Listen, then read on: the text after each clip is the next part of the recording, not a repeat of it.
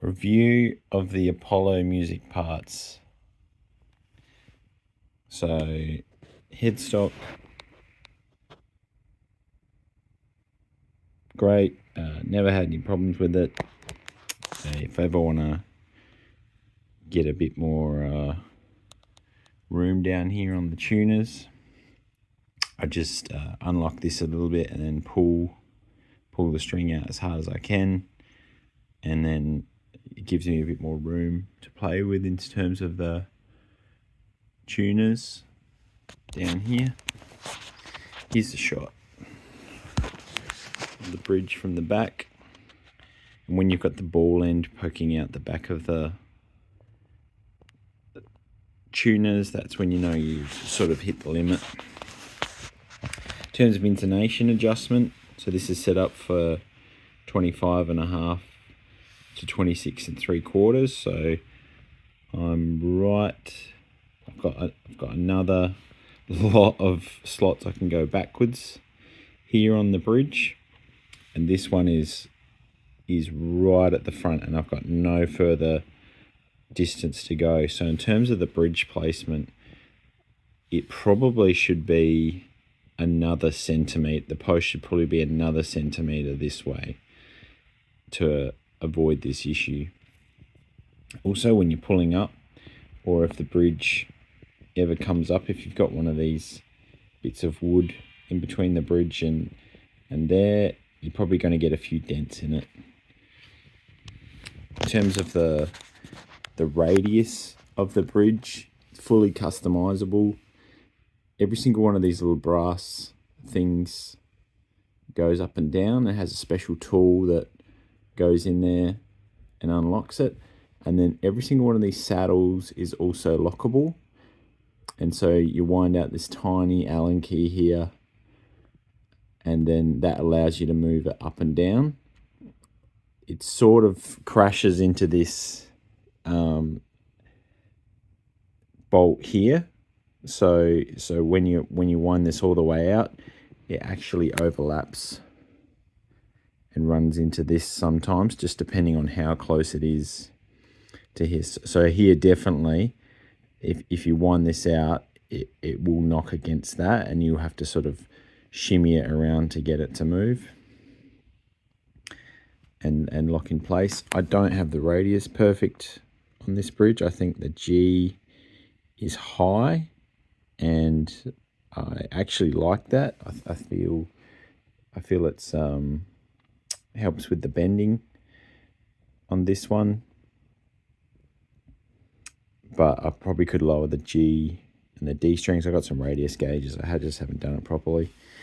And here's the fine tuners. Now, this needs a special Allen key, and it's red, and I think it's the only one I've got that fits this fine tuning thing, and it's quite fiddly to use. And plus, when you're putting the Allen key in the fine tuning, you're pushing down on the bridge a little bit, and you sort of, if you've got it in full floating mode, it will make it go slightly out of tune. So I'd probably would prefer some, micro things that I could use my hand and just get some leverage and go back and forth this way. On the fine tuners, like a regular Floyd Rose, and I think that would be better. Posts, nothing bad to say about the posts. This is all the way to the bottom.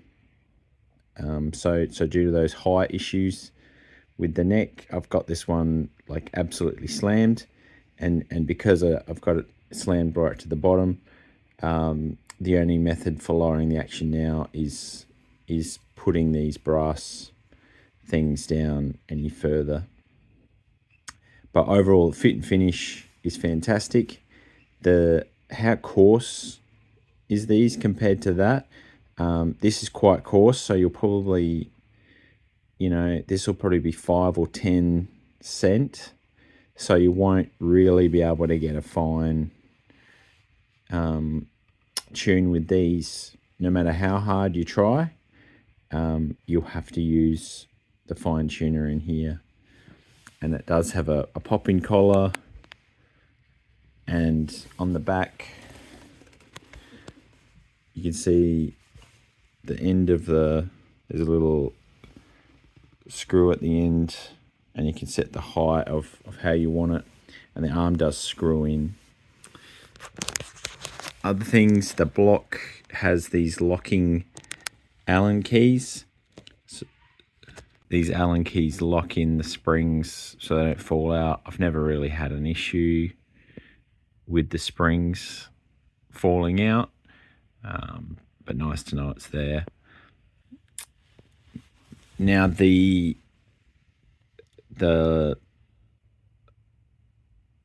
tremolo stabilizer, it's quite high, so it sits quite proud, and it's got the screws either side, and so they normally on a stabilizer the screws would be here and here, and so it sits quite proud, and so that causes the springs to maybe catch on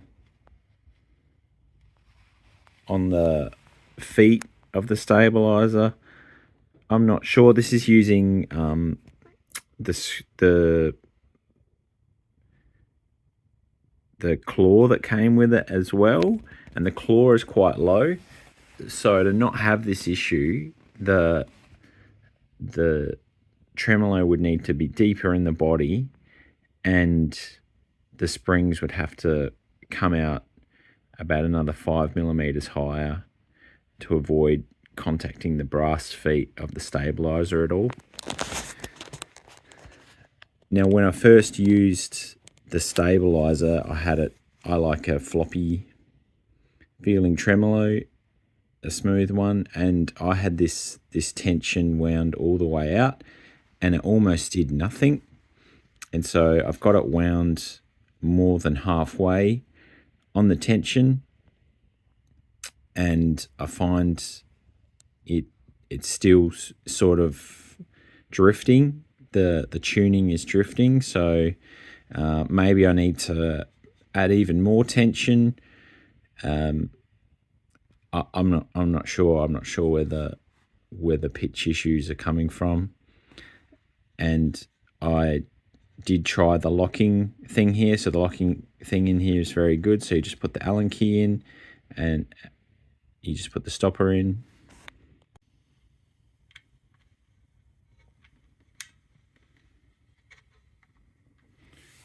And that just goes in there and locks it, and you get quite a positive feeling from locking it.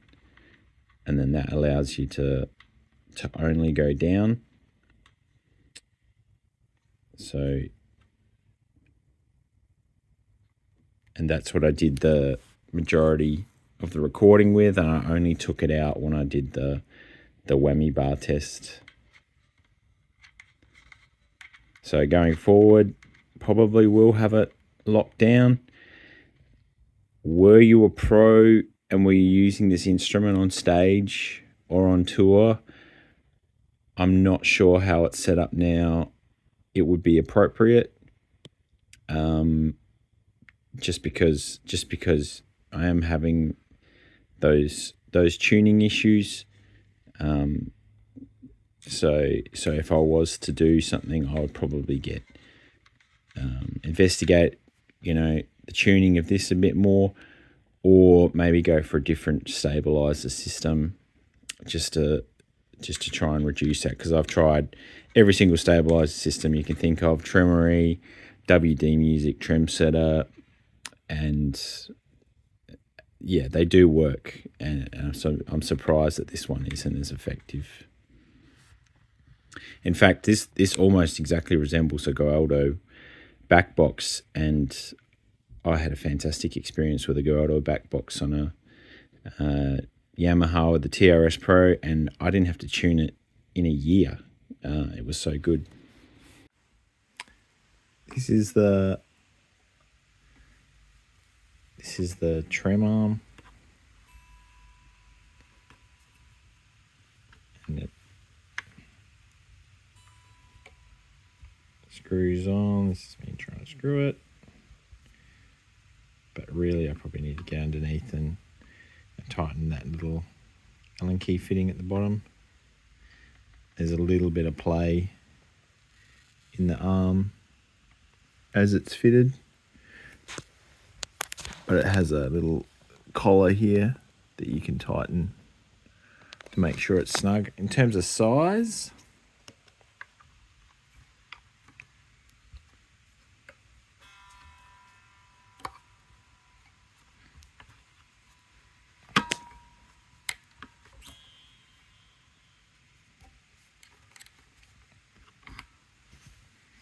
this is a Goto G1996T. Doesn't fit in the hole. So trim is slightly smaller than 5mm, and it's slightly thinner than a Goto arm, so it does have a bit of bend in it.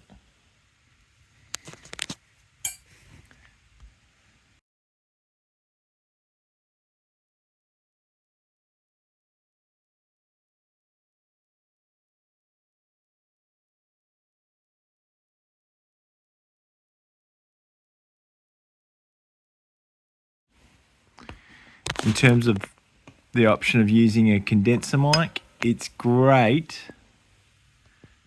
except there's a lot of space in here for it to move around. So normally you'd put like a clip, mic clip, either on the back of the guitar or on the back of here. I think it's called a vampire clip, and that would stop that motion around, because it's very sensitive to percussive sound. So every time I sort of knocked it or it shifted back and forth, you could hear it. It would go through the whole mic assembly. Also, I don't know how loud noise would affect it. There was a couple of times you could actually hear what was happening outside, because it was coming through the sound hole and hitting the mic. So if you're on stage, loads of people, loads of noise, I don't know how it would go.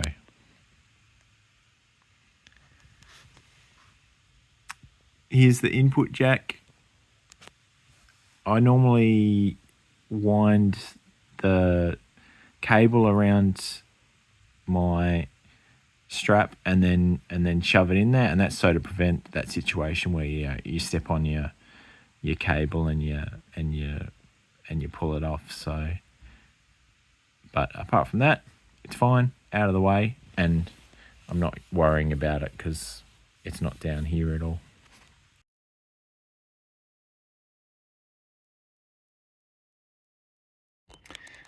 My review of these pickups, they are slightly too narrow for the bridge.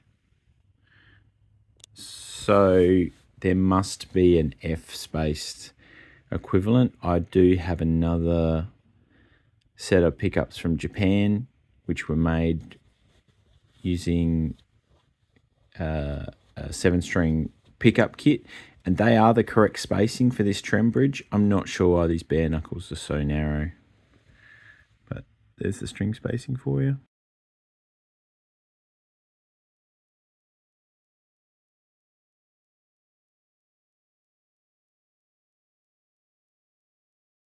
I absolutely love guitar. I love the sound hole. I was just sitting at dinner with someone who's a guitarist friend, just playing at the dinner table. I could hear it unplugged from the other side of the dinner table. So having a sound hole, having semi-hollow body, absolutely was a dream for me. I will get the piezo or a similar system fitted in the future, simply because I think this guitar's got so many good tones to come out of it. And in terms of the string pluckery work, it was all fantastic. They did expect me to do a bit of prep work, and I said I'd do all the finishing work. So all I really had to do was sand off these edges and just some fine detail work, like you saw, like just around the bridge, and pretty soon it was flawless and ready to go. It does have some dust on it. That's the annoying thing about having a sound hole. You're going to get dirt in your sound hole. The neck is amazingly comfortable to play. So being so thin, it even feels narrower in your hand. So by being extremely thin this way, it feels smaller between the strings. And so I still have to get used to it. So going from this is thinner even than a RG 7420. So going from that guitar to this one all the time is pretty interesting. In terms of the strings and the setup, I think it works really well. Feels really slinky. Bending's really easy on this neck. Having a thicker B string, I would probably recommend. And from the finish here, I've got you can see the Luminlay side dots and the inlays and everything they did for me, which was fantastic, and their own little head cap. Very comfortable guitar to play, and I'm just amazed every single time I pick it up.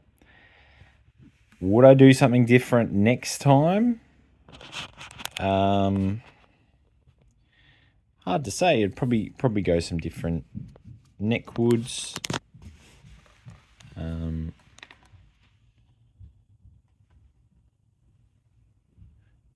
Different combination for the neck. It's just I don't think it makes that much of a difference, but just how it feels and looks is the main thing for me. I love finishing guitars, so just getting the nice finish of the neck and having it feel smooth is the thing for me. I could probably hit this again. The grains popped a little bit after I finished it, so I'll probably knock it back and re-oil it in the next year or so. And like I said, it was their first go doing the custom plates and stuff, so probably not their finest work, but I'm sure the next one will be better.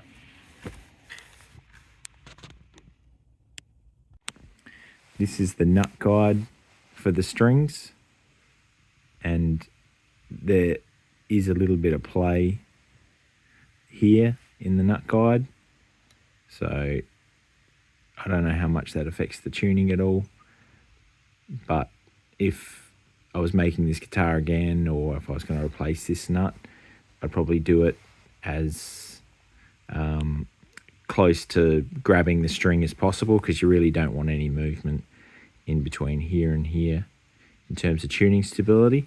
And also because this has a 0 fret, changing the length here will change the intonation slightly, so you want it to be sort of locked down as much as possible. I did have a buzz on the G string the first time I played it, and it just went away when the intonation was set up properly. But it's interesting to think about, if I did have a problem with this 0 fret, what would be involved.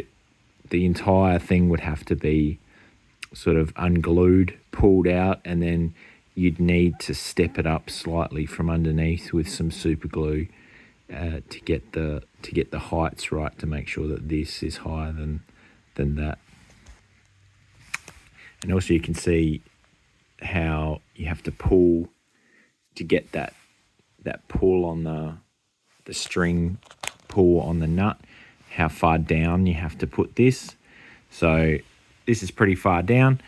Thinking about it now, it probably should even be another 1 or 2 millimeters lower, just to pull it down as hard as possible and get that break angle as severe as possible. Lastly, I'd like to say a big thank you to Garrett and the team at String Pluckery. I'm not a professional musician. I'm just the average bloke. I'm just a guy who finishes guitars and does them up in his own house without any special tools. And I'm sure it would have been a different experience if I'd got them to do it. So by all means, if you do have the opportunity to work with them, I'd give them a chance and let them do all the work and the setup work. A lot of the issues that I've found have all been things that they would have picked up as part of their QC process if they did all the final assembly and that. But that's not what I ordered. But the service has been fantastic, so 10 out of 10. Yeah, once again, I'm not a pro. My channel is all about what can you do with the average tools, ordering it, yourself. What's the experience like? This is what the experience has been like for me, and it's been great.